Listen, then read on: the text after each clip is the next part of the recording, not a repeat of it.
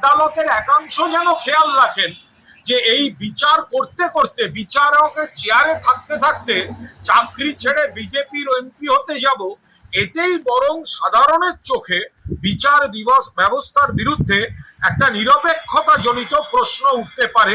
মুখ্যমন্ত্রী বিচার ব্যবস্থার প্রতি আস্থা রাখেন।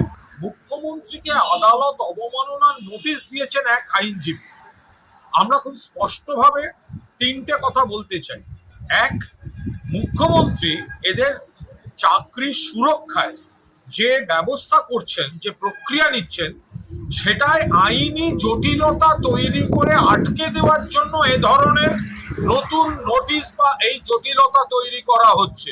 এটা একটা প্রক্রিয়া যাতে মুখ্যমন্ত্রী এই চাকরি সুরক্ষিত রাখতে যে ব্যবস্থাটা নিচ্ছেন তাতে আইনি জটিলতা তৈরি করা যায়। ফলে চাকরিহারাদের অনুরোধ করব, দয়া করে এই চক্রান্তের দিকে খেয়াল রাখুন। মুখ্যমন্ত্রী যেটা আপনাদের স্বার্থে গতি আনতে চাইছে, এরা নানা ফরম্যাটে মামলা, নোটিশ, এই জটিলতা করে আপনাদের সুরক্ষার কাজটাকে ডিলেট করতে চাইছে।